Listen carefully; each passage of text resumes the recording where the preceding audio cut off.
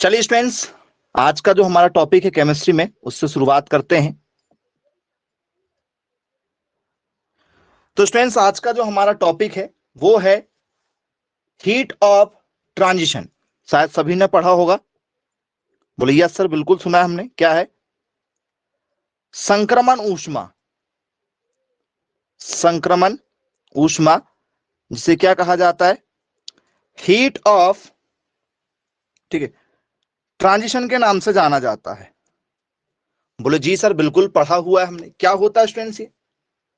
Transition metal सुना है sir, बोले हमने तो। ट्रांजिशन मेटल सुना है, डी ब्लॉक को कहते हैं। बोले जी बिल्कुल। अब ये हीट क्या होती है? क्या ये ट्रांजिशन मेटल से ही निकलने वाली हीट को कहा जाता है? जी, यदि कहीं आपने पढ़ा हुआ हो तो आपको पता होगा। स्टूडेंट्स बताइए क्या होगा इसका करेक्ट आंसर।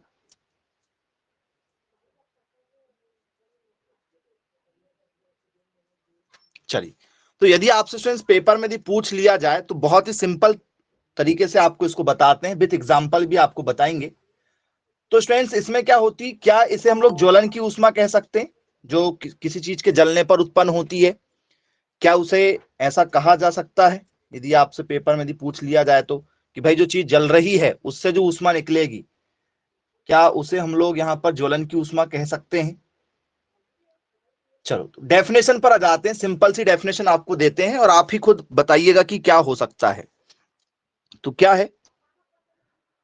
तो सर, संक्रमण की ऊष्मा, संकरण की ऊष्मा एक पदार्थ से, एक पदार्थ से परावर्तित होने पर, एक पदार्थ से परावर्तित होने पर या तो वो विकसित होगी, मतलब या तो उत्पन्न होगी, या अवशोषित होगी। बोले यस सर, अवशोषित होगी या तो उत्सर्जित होगी। तो आप यहां पर विकसित, या जिसको विकसित नहीं लिखना तो यहां पर वो अपनी लैंग्वेज के लिए क्या लिख सकता है? उत्सर्जित लिख सकता है। उत्सर्जित या अवशोषित होने वाली, होने वाली ऊष्मा है। बोले जी सर, ये कौन सी ऊष्मा है? संक्रमण की ऊष्मा एक पदार्थ से, किसी एक पदार्थ से क्या हो रही है? परिवर्तित होकर या तो ऑब्जर्व हो जाएगी, या तो क्या हो जाएगी आपकी? ट्रांसफर हो जाएगी किसी अनादर ऑब्जेक्ट में। तो बोले जी सर, बिल्कुल ठीक है, यही होगा। तो क्या लिख सकते हैं इसमें हम लोग? इंग्लिश डेफिनेशन में यदि हमें लिखना है तो क्या लिखेंगे भाई? सिंपल तरीके से तो इसकी इंग्लिश डेफिनेशन बनेगी स्टूडेंट्स हमारी, the heat of transition, the heat of transition is defined, is defined as the change, as the change in enthalpy, in enthalpy when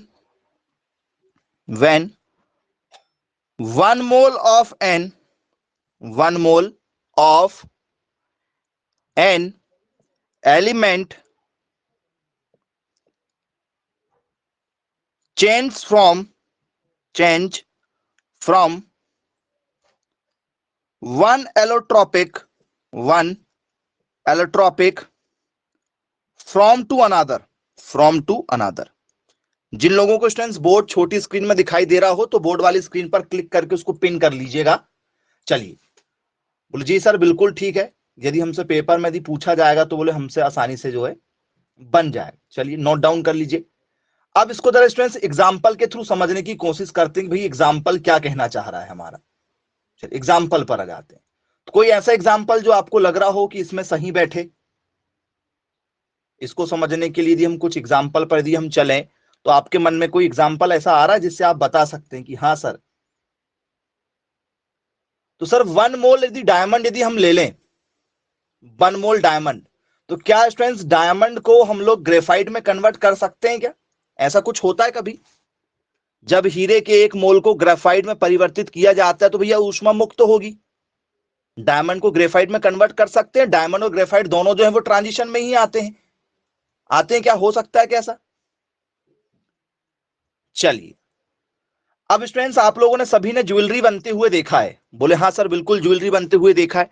तो स्टूडेंट्स जो गोल्ड होता है, गोल्ड देखा सबने, बोले हाँ जी बिल्कुल देखा है गोल्ड। अब मुझे आप ये बताइएगा स्टूडेंट्स जो गोल्ड होता है वो आपका किस ऑप्शन के साथ जाना चाहेंगे आप? गोल्ड में गोल्ड आपका जो है वो क्या है? क्या एस ब्लॉक का एलिमेंट है कि पी ब्लॉक का एलिमेंट है कि डी ब्लॉक का एलिमेंट है? गोल्ड गोल्ड गोल्ड कौन से ब्लॉक का एलिमेंट है बताइए? गोल्ड कौन से ब्लॉक का एलिमेंट है?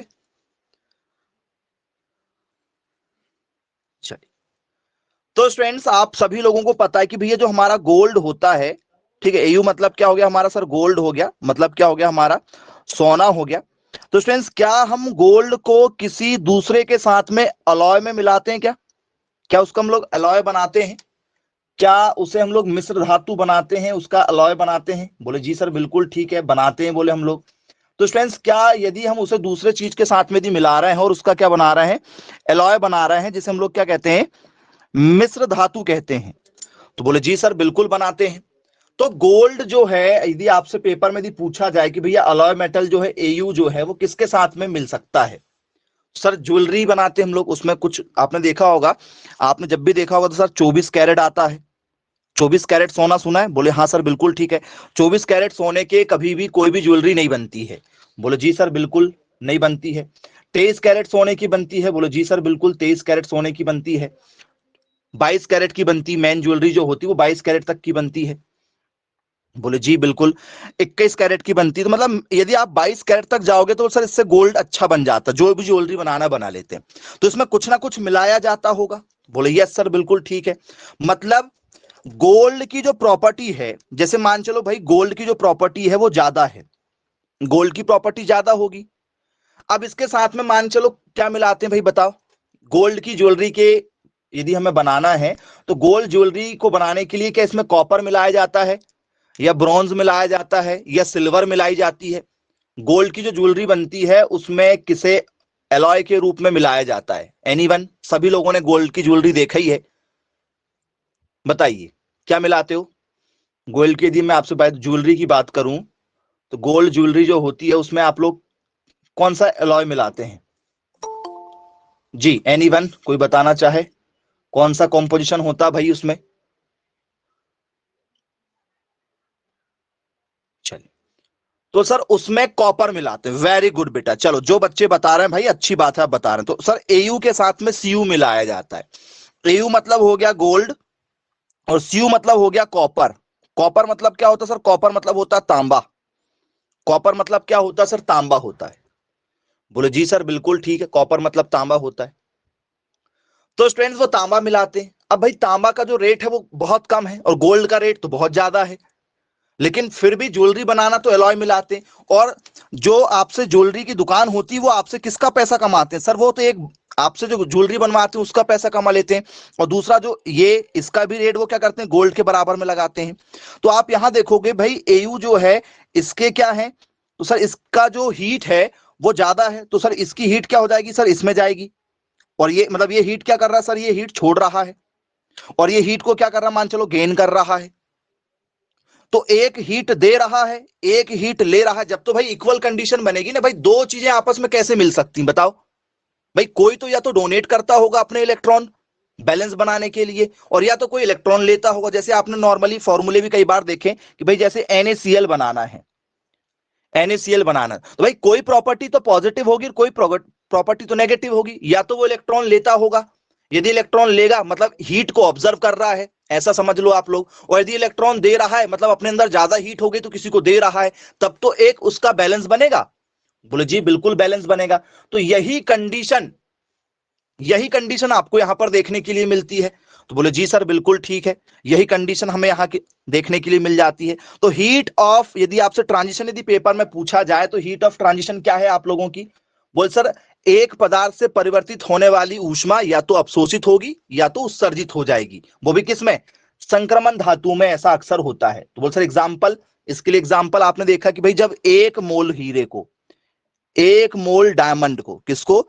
एक मोल डायमंड को, हीरो को यदि हम लोग किस में कन्वर्ट करना चाहें? सर हीरे को यदि हम ग्रेफाइट में कन्वर्ट करें, कोई दोनों कार्बन के अपर रूप हैं, है क्या कार्बन के अपर रूप? बोले यस सर कार्बन के अपर रूप है। तो यदि इसको हम किस में कन्वर्ट करना चाह रहे हैं? ग्रेफाइट में कन्वर्ट करना चाह रहे हैं, एक ही मोल में, एक ही मोल में कन्वर्ट करना चाह रहे हैं ग्रेफाइट में। वो सर दोनों कार्बन के अपर रूप हैं, ये भी अपर रूप है, ये ज्यादा है और ये थोड़ा सा कम है, दोनों कार्बन के अपर रूप हैं। बोलिए सर एलोट्रॉप हैं दोनों, दोनों क्या है? एलोट्रॉप। मतलब एलोट्रॉप का मतलब क्या होता है भाई? जिसमें कार्बन ज्यादा होता है, और जिसमें कार्बन होता है वही जलता है, जिसमें कार्बन होता है वही जलता है। बोलो यस सर बिल्कुल ठीक है। तो इसकी प्रॉपर्टी अलग होगी, इसकी प्रॉपर्टी अलग होगी, दोनों को बैलेंस करने के लिए एक से हीट निकलेगी और एक में हीट आएगी। मतलब एक हीट को क्या करेगा? डोनेट करेगा और एक हीट को एब्जॉर्ब करेगा। मतलब एंडोथर्मिक भी होगी और एक्सोथर्मिक भी होगी। बोले जी बिल्कुल सर, क्लियर है, समझ में आ गया हमें यहां पर। चलिए ठीक है। अब यदि स्टूडेंट्स इसके बाद में आप लोगों से, ठीक है, संक्रमण ऊष्मा यदि पेपर में पूछी जाएगी तो आपसे आसानी से जो वो बन जाएगी। आ जाते हैं जरा दूसरे टॉपिक पर। इसी में अगला है हमारा उदासीनीकरण की ऊष्मा। उदासीनीकरण की ऊष्मा मतलब इसे क्या कहा जाता है? वो सर इसे हीट ऑफ, ठीक है, क्या कहते हैं बताओ? न्यूट्रलाइजेशन, यही कहते हैं कैसे? बोले जी सर बिल्कुल, इसी को क्या कहा जाता है? इसको बोले सर न्यूट्रलाइजेशन के नाम से जाना जाता। अब ये क्या होता है भाई? पढ़ा है कहीं आपने नाम? बोले जी बिल्कुल पढ़ा हुआ है भैया, ये तो बहुत कई बार आपने पढ़ा हुआ। बोले जी बिल्कुल, इसको हमने कई बार पढ़ा हुआ है। क्या होता है भाई बताओ? उदासीनीकरण की ऊष्मा। जी तो सर हमने कई बार इस टॉपिक को पढ़ा हुआ है, फिजिक्स में पढ़ा हुआ है सर इस टॉपिक को हमने।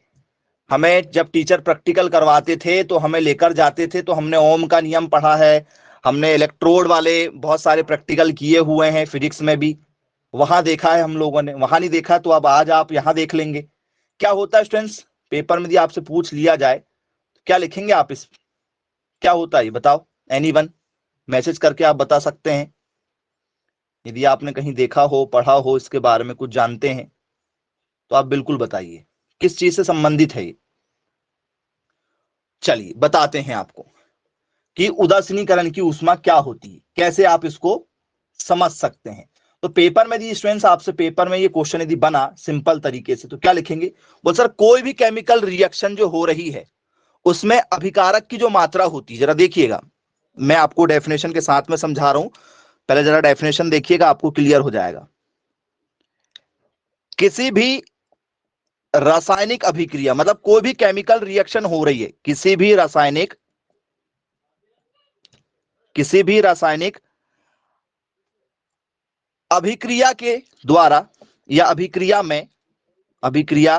के द्वारा अभिकारक की मात्रा, अभिकारक मतलब जो रिएक्टेंट होते हैं जो आपस में क्या कर रहे हैं? रिएक्ट कर रहे हैं। तो अभिकारक की जो मात्रा होती है, अभिकारक की जो मात्रा होती है उसके बीच में होने वाली अभिक्रिया, ठीक है, उसके बीच में होने वाली, उसके बीच में होने वाली, ठीक है, पूर्ण अभिक्रिया में खर्च की गई ऊष्मा या अवशोषित की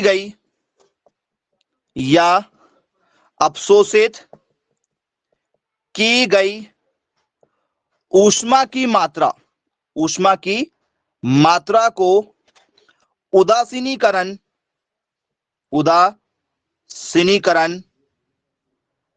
अभिक्रिया कहते हैं। उदासीनीकरण अभिक्रिया कहते हैं। बोले जी सर बिल्कुल, थोड़ा थोड़ा तो समझ में आ गया क्या हो रहा है। बोले सर इसे हम लोग उत्पादन अभिक्रिया भी कह सकते हैं। कौन सी अभिक्रिया कह सकते हैं सर? उत्पादन अभिक्रिया। मतलब एक रिएक्शन जो बन रही है यहां पर, वही रिएक्शन की बात यहां पर हो गई। चलो प्रैक्टिकल समझना पड़ेगा इसको तो पहले आप नोट कर लीजिए कि एक्चुअल में ये कहना क्या चाह रहा है, ठीक है। मतलब स्टूडेंट जैसे Na और Cl आपस में जब मिल रहे हैं तो Na और Cl के बीच में जो हीट ट्रांसफर हो रहा है, जो लेन देन हो रहा है हीट का, या तो एब्जर्व होगा या तो क्या होगा वो,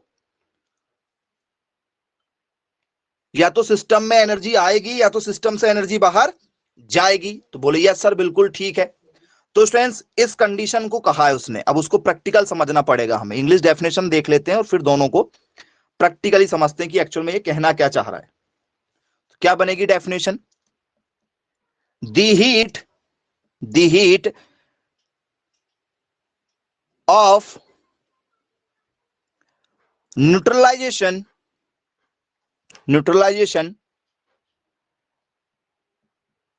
is the heat evolved when an acid and a base react to form a salt plus water। ये कह दिया इसने। मतलब भाई आप क्या कर रहे हो? बोले सर इसमें कंडीशन ये हो रही है, कुल मिला के इसने और भी इंग्लिश डेफिनेशन में बहुत ही इजी कर दिया कि भैया एक अम्ल को यदि एक क्षार के साथ यदि मिलाया जाएगा तो पक्का रिजल्ट आपका क्या आने वाला होगा बताओ? ये आपने कहीं पढ़ा है क्या? बोले यस सर हमने पढ़ा हुआ है इसको, अम्ल और क्षार में, एसिड और बेस में हमने बेसिकली पढ़ा होगा, 11th 12th में आपने बेसिक इसको पढ़ा हुआ होगा। तो बोले यस सर एसिड और बेस यदि आपस में रिएक्ट करते हैं तो आपने पढ़ा होगा, क्या पढ़ा है? बोले सर हमने, तो सर हमने पढ़ा हुआ है यहां पर कौन सा नियम? एक नियम पढ़ा है आप लोगों ने? बोले यस सर पढ़ा हुआ है, नाम है उसका क्या? शादी में जाते खाना खाने आप लोग, कहां जाते हो? आजकल शादी में एक सिस्टम है खाना खाने का, कौन सा वाला? बफर। Very good. बोले यस सर इसको कहते हैं बफर सॉल्यूशन। उसमें आपने देखा होगा ये कंडीशन। बोले जी सर एसिड और बेस यदि मिलते हैं तो ये क्या हो जाएगा सर? ये हो जाएगा हमारा न्यूट्रल। तो सर ये प्रोसेस जो है वो बफर विलयन से संबंधित है। ठीक है, रिलेट हो गया, कोरिलेट हो गया बहुत अच्छे से। इसका संबंध किससे है? बफर विलयन से है। बोले जी सर बिल्कुल ठीक है, समझ में आया हमें। मतलब यदि एक एसिड और एक बेस यदि मिल रहा है तो आपको पता है भाई एसिड से और बेस से आपस दोनों क्या होंगे भाई? इसका पीएच मान जैसे 0 से क्या होगा 6.9 के बीच में होगा, इसका 7.1 से 14 के बीच में होगा। तो ये आपस में क्या कर रहे हैं सर? ये एक इक्विलिब्रियम की कंडीशन लेकर आ रहे हैं, साम्य अवस्था लेकर आ रहे हैं। मतलब कोई अपनी एनर्जी को छोड़ रहा है, कोई अपनी एनर्जी को ले रहा है। तो इनके बीच में आने वाले रिजल्ट को हम क्या कह देते हैं? उदासीन कह देते हैं, क्योंकि इसमें हीट क्या हो रही है? एक मिड पॉइंट पर आकर रुक जाएगी, न्यूट्रल हो जाएगी। तो वो न्यूट्रल बनने पर जो ऊष्मा निकलती है उस ऊष्मा को क्या कहा जाता है सर? इस ऊष्मा को कहा जाता है हमारी हीट ऑफ न्यूट्रलाइजेशन, उदासीनीकरण की ऊष्मा। बोले यस बिल्कुल क्लियर है। अब स्टूडेंट्स हम एक ऐसे टॉपिक पर आने वाले हैं जो शायद आपने सुना जरूर होगा लेकिन मैक्सिमम बच्चों को स्कूल में नहीं पढ़ाते, या तो आप लोग ने नहीं पढ़ा होगा। चलिए पेपर में पूछे जाने वाले एक बहुत ही इंपॉर्टेंट टॉपिक पर आ जाते हैं जो आज का हमारा मेन टॉपिक है। टॉपिक का नाम है स्टूडेंट्स लेवोइजिए या लाप्लास का नियम। सुना है क्या लेवोइजिए प्रिंसिपल, लेवोइजिए सिद्धांत या लेवोइजिए का नियम सुना है? लाप्लास सुना है? लाप्लास चलो नहीं सुना है कोई बात नहीं, अब यहां पर हम देखेंगे क्या होता है। लेवोइजिए प्रिंसिपल या लेवोइजिए क्या हो जाएगा हमारा यहां पर? थ्योरी हो जाएगी। तो लेवोइजिए थ्योरी जो दिया गया था या जो थ्योरम दिया गया था ये क्या कहता है? और एक था ठीक है हमारा लेवोइजिए का, और एक था स्टूडेंट्स हमारा यहां पर लाप्लास का। तो दोनों देखेंगे, एक एक करके देखेंगे। लेवोइजिए ने अपने प्रिंसिपल में क्या कहा था? एनीवन कोई जानता यदि हो लेवोइजिए ने अपने प्रिंसिपल में क्या कहा था जी बताइए। बहुत इजी है, आपको आसानी से समझ में आएंगी सारी चीजें, बस थोड़ा सा आपको समझते हुए चलना है। लेवोइजिए का जो प्रिंसिपल था वो किस बेस पर दिया गया था? एनीवन पढ़ा जरूर होगा आप लोगों ने। लेवोइजिए और लाप्लास दोनों ने अपने अपने प्रिंसिपल दिए थे। तो इससे आप क्या समझते हैं? क्योंकि पेपर में आ चुका है और आसानी से बनेगा नहीं, ये भी सुन लीजिएगा आप लोग। चलिए बताते हैं भाई क्या है। पेपर में यदि आपसे पूछ लिया जाए कि भाई बताओ एंटोनी लेवोइजियर, नाम सुना है एंटोनी लेवोइजियर? बोले जी बिल्कुल सुना हुआ है सर हमने एंटोनी लेवोइजियर। क्या कहा था भाई एंटोनी लवोजियर ने अपने प्रिंसिपल में? चलिए, तो स्टूडेंट्स कोई भी यौगिक यदि है वो अपने अवयवी तत्व जो होते हैं से बनने वाली जितनी भी ऊष्मा उत्सर्जित करते हैं, ठीक है, उसी ऊष्मा को क्या कहा गया? लेवोइजी प्रिंसिपल के नाम से जाना गया कि भाई उन्होंने क्या दिया?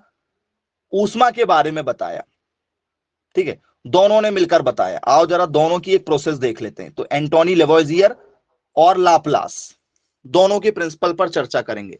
लाप्लास भी साथ में ही है, इसको भी साथ ही साथ कवर करवाते हैं।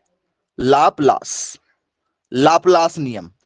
सर ऐसे ऐसे नाम आ रहे हैं, ये सब साइंटिस्ट के नाम है, विदेशों में ऐसे ही नाम चलते हैं, ठीक है। लाप्लास का नियम जी, दोनों ने क्या कहा था? एक सिंपल सी डेफिनेशन दिया था, ज्यादा बड़ी डेफिनेशन नहीं है, बिल्कुल सिंपल सी डेफिनेशन है। आइए उस पर जरा चर्चा करते हैं, क्या दिया था इसने, ठीक है। एंडोथर्मिक और एक्सोथर्मिक पढ़ा है आपने? नहीं पढ़ा? पढ़ा है एक्सोथर्मिक एंडोथर्मिक? बोले जी सर बिल्कुल पढ़ा है सर हमने। ये आपको ना वही घुमाते हैं, यदि आप चीजों को समझेंगे ना तो आपको आसानी से समझ में आ जाएगी। बोले जी सर बिल्कुल पढ़ा हमने। अब एंडोथर्मिक क्या होता है भाई? एंडोथर्मिक यदि मैं आपसे बात करूं कि सर एंडोथर्मिक क्या होता है, तो सर एंडोथर्मिक का मतलब होता है, एक होता है ऊष्मा छेपी, एक क्या होता है? ऊष्मा छेपी होती है। बोले जी सर ऊष्मा छेपी होती है। ऊष्मा छेपी का मतलब क्या होता है भैया?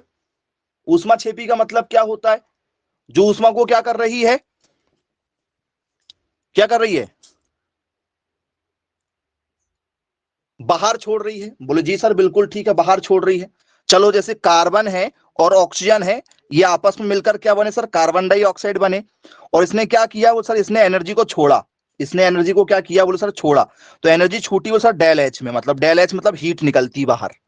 बोले यस सर हीट बाहर निकली। कितनी निकली सर? हीट जो बाहर निकली सर वो 94.3 किलो कैलोरी निकली। जरा समझिएगा, मैं आपका बिल्कुल टॉपिक क्लियर कर दूंगा, ठीक है, नया कुछ नहीं पढ़ना है आपको, सिर्फ समझना बस है।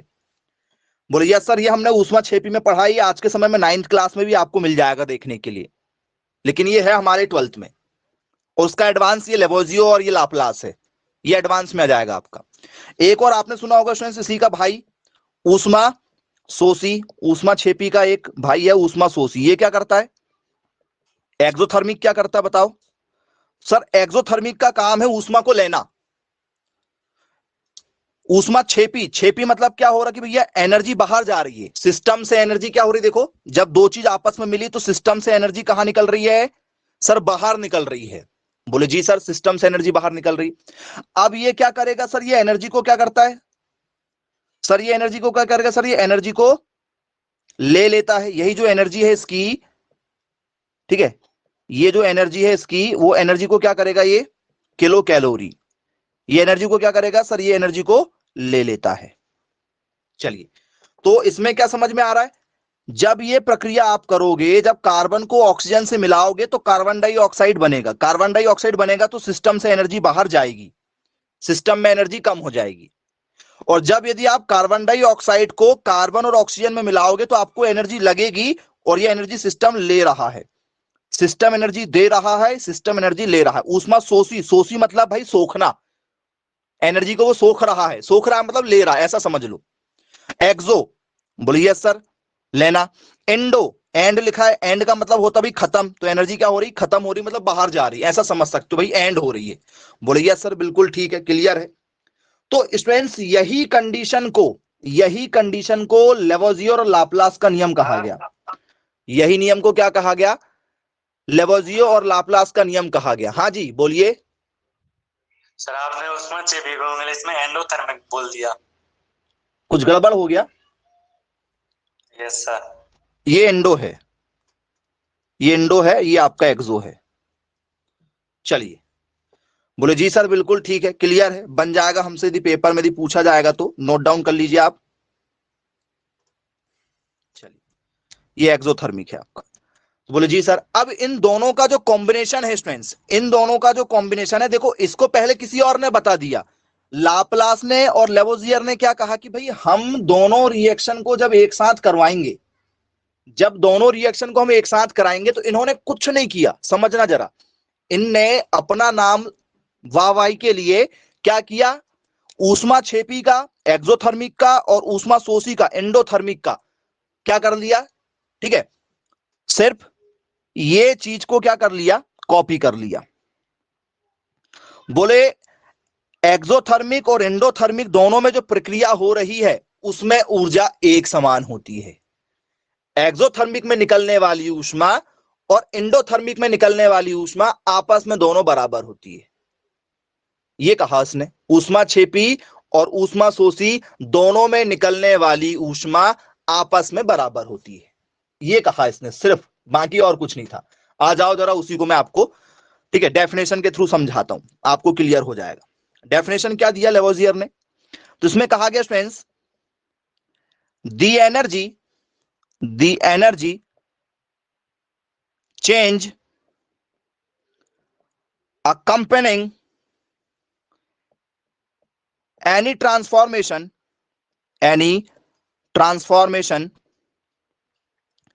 is equal and opposite to energy change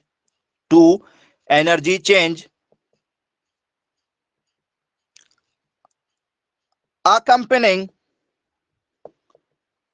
the reverse है क्या वही डेफिनेशन, जरा देखना, है वही डेफिनेशन है? बोले जी बिल्कुल वही डेफिनेशन है। क्या कहा गया यहां पर, तो सर किसी भी परिवर्तन के साथ होने वाला जो संबंध है वो क्या होगा, वो सर वो अपोजिट भी होगा और इक्वल भी होगा। तो बोले जी सर बिल्कुल ठीक है, क्लियर है। क्या लिखेंगे, किसी यौगिक का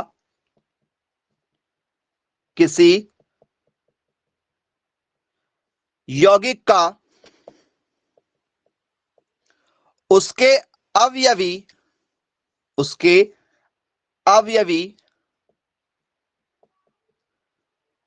तत्वों से बनने में,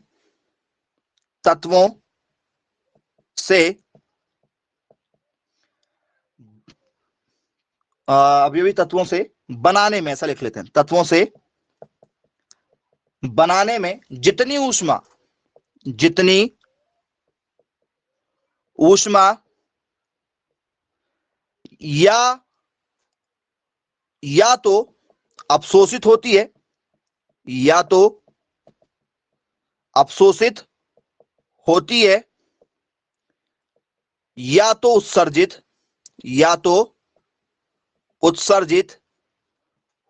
है, जो आपस में बराबर होती है। चलो, इसने ऐसा कहा, लेकिन आप समझ गए होंगे इसने कॉपी किया है। किससे कॉपी किया है? ऊष्माक्षेपी और ऊष्मा शोषी से। लेकिन उन्होंने ऐसा नहीं कहा था कि भैया ऊष्माक्षेपी में जो अभिक्रिया होगी उसमें जो एनर्जी बाहर निकलेगी और ठीक है ऊष्मा शोषी में जो निकलेगी वो आपस में बराबर होगी। ये सिर्फ इन्होंने बताया, उनने बता नहीं पाए, बस इतना था। इन्होंने थोड़ा सा उसको एडवांस कर दिया कि भाई बच्चे समझ जाएं कि endothermic reaction equal to exothermic reaction, बस दोनों इक्वल और अपोजिट होंगी। दोनों क्या होंगी? इक्वल और अपोजिट होंगी। बोले जी सर बिल्कुल ठीक है, क्लियर है। बोले यही बात कही गई। अब जरा इसको इनके अनुसार समझ लेते हैं। वो तो ऊष्माक्षेपी और ऊष्मा शोषी के अनुसार आपने समझा। बोले जी सर बिल्कुल ठीक है। अब इनको इनके अनुसार समझने की कोशिश करते हैं। जरा समझिएगा, अभी हम पुराना ही और नया दोनों बताएंगे। ऊष्मा शोषी, बोले यस सर। एंडोथर्मिक ऊष्मा शोषी मतलब ऊष्मा को लिया जा रहा है। कार्बन और ऑक्सीजन आपस में मिले, इन्होंने एनर्जी कितनी लिया सर? इन्होंने लिया एनर्जी 94.3 किलो कैलोरी लिया और क्या बना दिया? कार्बन प्लस ऑक्सीजन बनाया। ये इन्होंने एनर्जी बाहर लिया। चलिए, अब दूसरा क्या कंडीशन हुआ सर? दूसरा हुआ हमारा ऊष्माक्षेपी हुआ। अब जरा इनका समझिएगा, इनका बताएंगे अभी, है ना। इनका क्या हुआ सर? इनका हुआ एक्सोथर्मिक। इसमें क्या हुआ सर? कार्बन प्लस ऑक्सीजन आपस में जब मिल रहे हैं आपस में, तो ये क्या करेंगे? कार्बन डाइऑक्साइड और ये गैस बाहर छोड़ देंगे, जो लिया था उन्होंने वो बाहर छोड़ देंगे। इन्होंने क्या कहा? अब जरा इनका प्रैक्टिकल समझिएगा। इन्होंने क्या दिया रिएक्शन?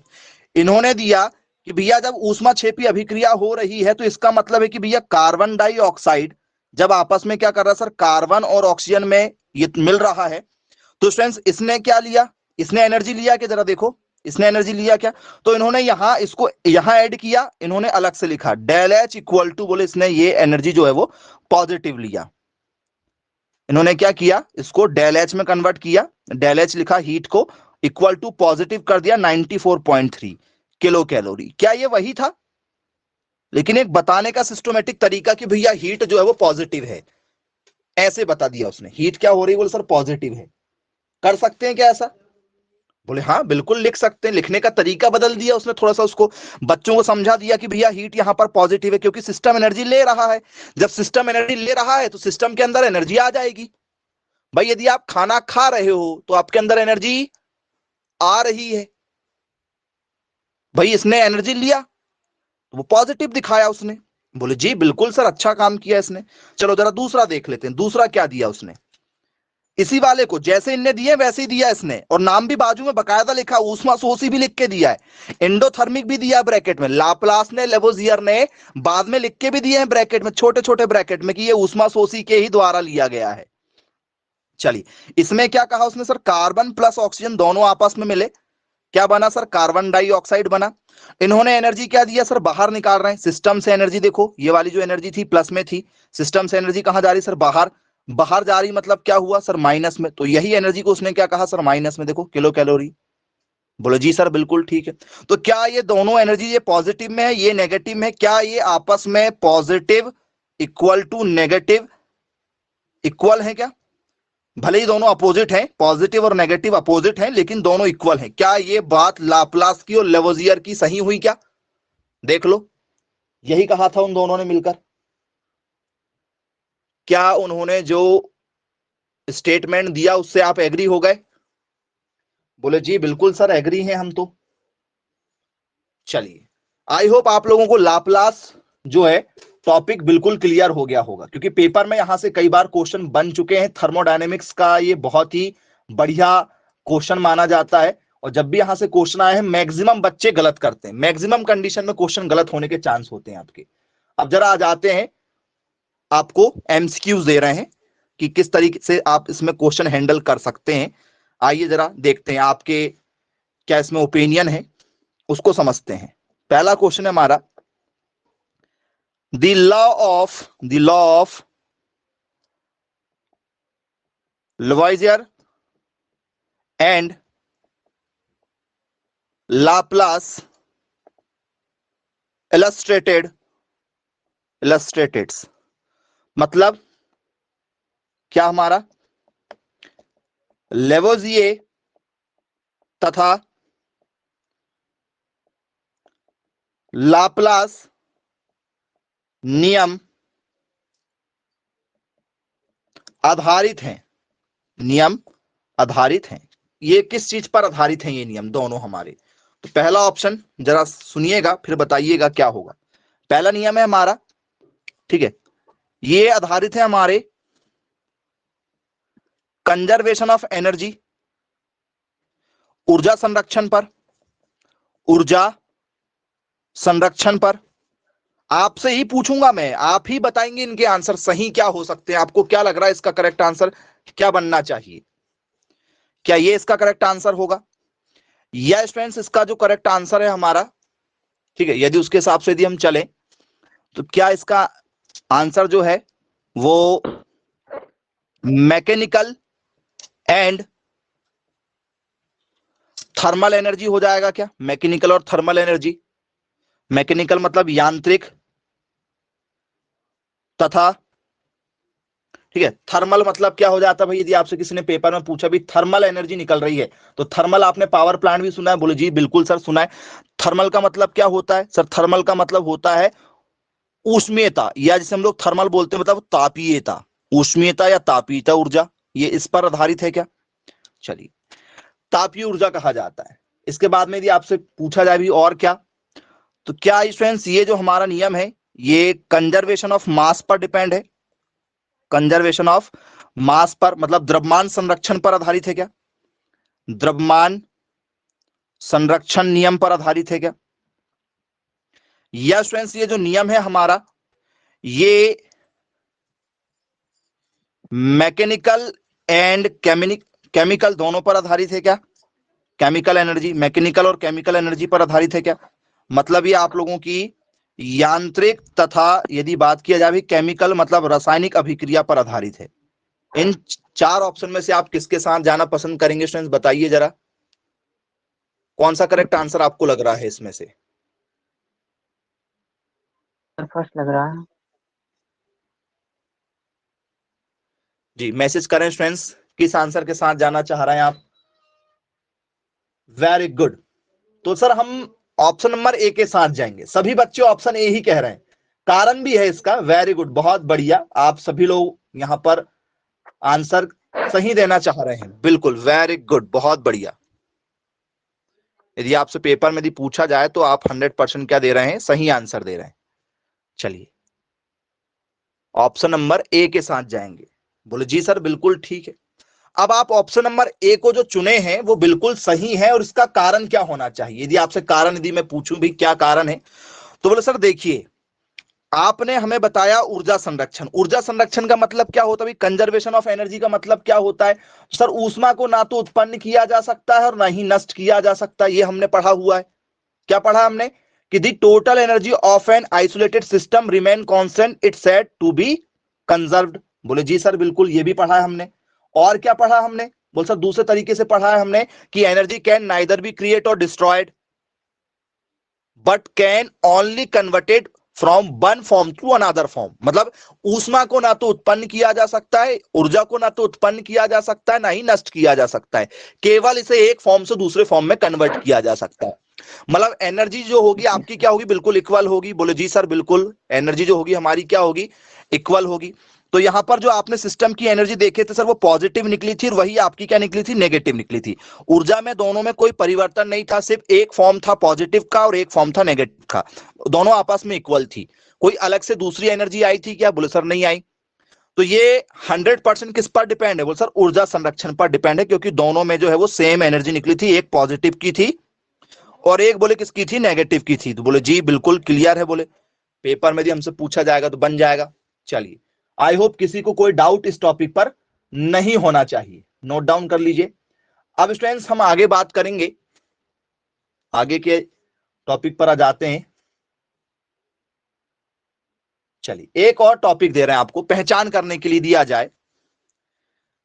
इसी में थोड़ा सा एक क्वेश्चन और दे देते हैं जिससे आप और उसको अच्छे से उसमें कमांड बन जाए। S+O2 यहां पर ये सॉलिड फॉर्म में है, ये आपका जो है वो गैसियस फॉर्म में है। इससे बना आपका SO2, ये हुआ आपका G। Del H equal to -296.9 kilo calorie, यहां पर एनर्जी बर्न हो रही है। चलिए फिर अगला है आप लोगों का SO2, ये आपका क्या है? S जो है वो आपका क्या है? ये सॉलिड फॉर्म में है, प्लस जो O2 है वो आप लोगों का क्या सर? गैसियस फॉर्म में है। डेल H इक्वल टू जो है वो क्या हो रहा सर? 296.9, ये पॉजिटिव में है, मतलब एनर्जी सिस्टम ले रहा है किलो कैलोरी में। और यहां पर लिखा है दिस इक्वेशंस बिलोंग्स टू, यह समीकरण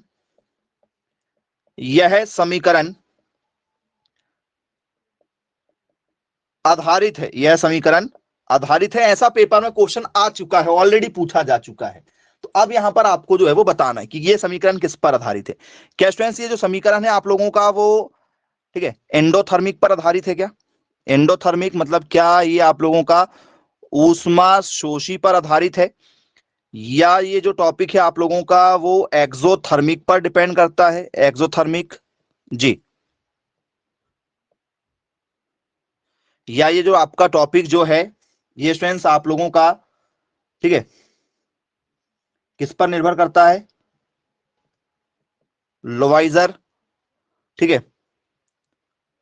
थ्योरी पर, ये आपकी लेवोइजिए ऐसा भी लिखते हैं, लेवोइजिए ठीक है सिद्धांत पर, या लेवोइजिए प्रिंसिपल पर आधारित है ये आप लोगों का।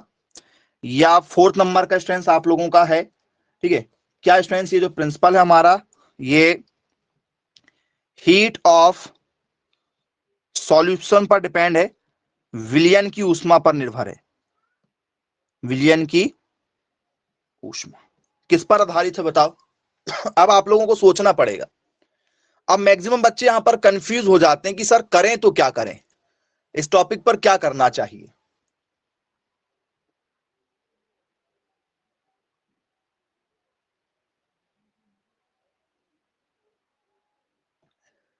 जी, ऑप्शन सी और डी दोनों आएगा, वेरी गुड, ऑप्शन डी आएगा जी। चलिए वेरी गुड, ऑप्शन डी आएगा। Okay, option dear student solution बनाने की बात कह रहा है। सॉल्यूशन बनाने की बात यदि वो कह रहा है कि भाई ऊष्मा की मात्रा या तो अवशोषित होगी या तो उत्सर्जित होगी, कोई एक कंडीशन होगी, कोई एक कंडीशन होती है। विलयन में या तो ये अकेला होगा, क्योंकि ये देखो एस और ओ मिला, ये कंडीशन हो गई, या ये SO2 मिला, ये हो गई। तो विलयन में कोई एक कंडीशन होगी, या तो ये और या तो ये, कोई एक कंडीशन होगी। और यदि ये एक एक होगी, तो यदि सर ये एक एक यदि हो रही है तो फिर तो ये ऊष्मा क्षेपी और ऊष्मा शोषी हो जाएगी, सिंगल सिंगल यदि हो जाएगी तो उस हिसाब से क्या जाओगे, किस आंसर के साथ जाना है फिर बताओ, जरा सोच के बताओ। वेरी गुड, बहुत शानदार, बनेगा पेपर में यदि क्वेश्चन यदि पूछा जाए आपसे तो आसानी से बन जाएगा।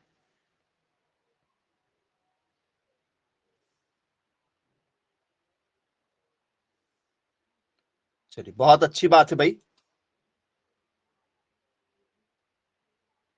करेक्ट।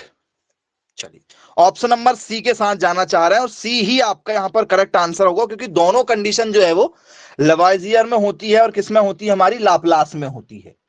बोले यस, बिल्कुल क्लियर, एंटोनी लेवोइजिए और लाप्लास।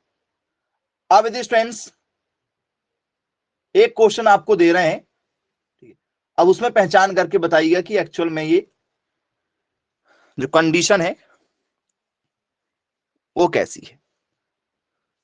पेपर में आपको स्टूडेंट्स ऐसा भी क्वेश्चन आ चुका है, ठीक है, एग्जाम्पल ऑफ, उसको एक्सप्लेन नहीं, एग्जाम्पल में, एग्जाम्पल ऑफ लाप्लास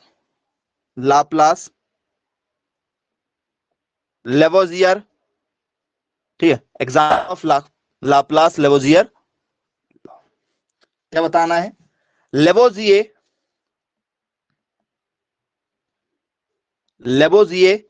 एवं लाप्लास। हिंदी में अलग अलग तरीके से लिखे जाते हैं, जितने भी तरीके से लिखे जा रहे हैं वो सारे नाम लिखवा दे रहा हूं मैं। लेवोजी लिखने के अलग अलग तरीके, लाप्लास तो एक ही तरीके से लिखा जाता है, या लाप्लांस लिख सकते हो बस। का नियम का सही उदाहरण होगा, का सही उदाहरण, ये आपसे पेपर में पूछा गया और यहां पर आप लोगों को बहुत सारे ऑप्शन देखने के लिए मिले हुए हैं।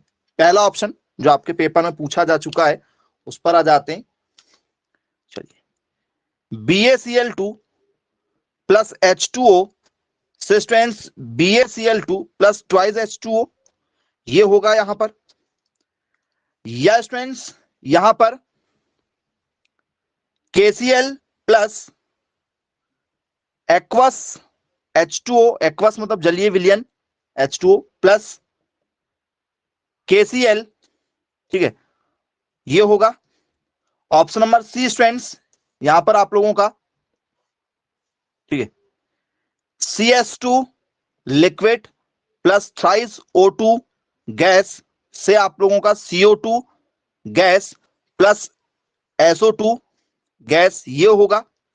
या स्टूडेंट्स ऑप्शन नंबर डी, इसमें, ठीक है, CO2 प्लस ट्वाइस H2O से CH4 प्लस ट्वाइस O2, ये होगा। या ये सारी जो रिएक्शन है, जितनी भी रिएक्शन है, ये सब लेवोइजिए के साथ जा सकती हैं जी। या इसको पलट के साथ में दो दे दें एक साथ, तब पहचान करोगे, ऐसे तभी बता पाओगे कि सर दो देंगे तो ही बताएंगे, ऐसा। दो वाला ही आएगा कि सिंगल वाला भी आ सकता है, बताओ।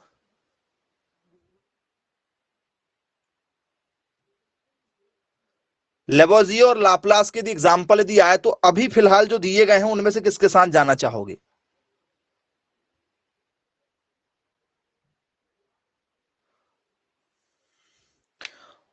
ऑप्शन नंबर डी के साथ जाना चाहेंगे आप अभी फिलहाल। ओके, वेरी गुड भाई, बहुत अच्छी बात है। ऑप्शन नंबर डी आपका जो है वो अभी फिलहाल के लिए आपका क्या है, सही आंसर है। बोले जी सर बिल्कुल, option number D is a right answer. चलिए, ऑप्शन डी सही है। ऑप्शन डी आपका क्या सही है, क्योंकि दोनों रिएक्शन होना चाहिए, एंडोथर्मिक भी होना चाहिए और एक्सोथर्मिक भी होना चाहिए। चलिए, बिल्कुल क्लियर है। अब अगला और लास्ट क्वेश्चन हमारा जो पेपर में पूछा गया था उस पर आ जाते हैं, एक और क्वेश्चन पर। The quantity of heat which must be supplied to decompose a compound into its element is equal to the heat evolved during the formation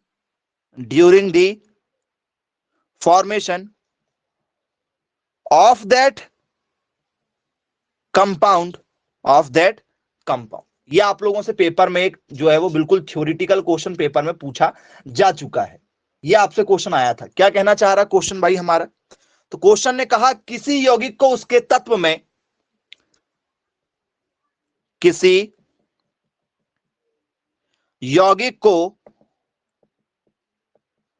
उसके तत्व में विघटित करने के लिए दी जाने वाली ऊष्मा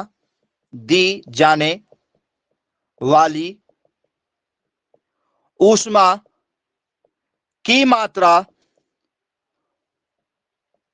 उस यौगिक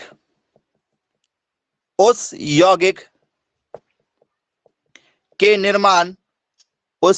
निर्माण के दौरान निकलने वाली ऊष्मा के बराबर होती है। मतलब एंडोथर्मिक और एक्सोथर्मिक दोनों होना चाहिए साथ ही साथ में, ये यहां पर कहा गया है। तो बोले सर ये क्या है, ऑप्शन क्या होना चाहिए? जरा पहला ऑप्शन देखो, क्या ये आप लोगों का हेज लॉ है? हेज लॉ, जस्ट इसके बाद अभी हम चर्चा करेंगे आपसे हेज नियम के साथ, ये टॉपिक अभी पढ़ना है। क्या ये आप लोगों का जूल लॉ है? जूल्स लॉ, क्या इसको जूल्स लॉ के नाम से जाना जाता है? यस फ्रेंड्स, इसे हम लोग बोलते हैं हमारा ली सातेलिए या ली चैटरलियर, जो भी आप पढ़ना चाहें पढ़ सकते हैं। ली सातेलिए इसको हिंदी में पढ़ते हैं, चैटरलियर इंग्लिश में पढ़ते हैं जी। क्या ये प्रिंसिपल होना चाहिए आप लोगों का? Yes students, option number D, ये आप लोगों का स्टूडेंट जो है वो आपका लवाइजर के नाम से भी इसे पढ़ा जाता है, एंड लाप्लास। ये किस प्रिंसिपल के साथ आप जाना चाहते हैं स्टूडेंट्स? मैसेज कर बताइए which is the correct option जी। तो बोल सर ये हमें 100% लग रहा है कि भाई दोनों रिएक्शन, जो निकलने वाला है ठीक है और जो निर्माण हो रहा है, मतलब दोनों कंडीशन हो रही है यहां पर। मतलब डिकम्पोज भी हो रहा है वो और फॉर्मेशन भी हो रहा है। मतलब कोई तत्व टूट रहा है और कोई तत्व बन रहा है। टूटने और बनने में दोनों में जो एनर्जी आएगी वो दोनों यदि इक्वल यदि हैं तो सर वो ली क्या है?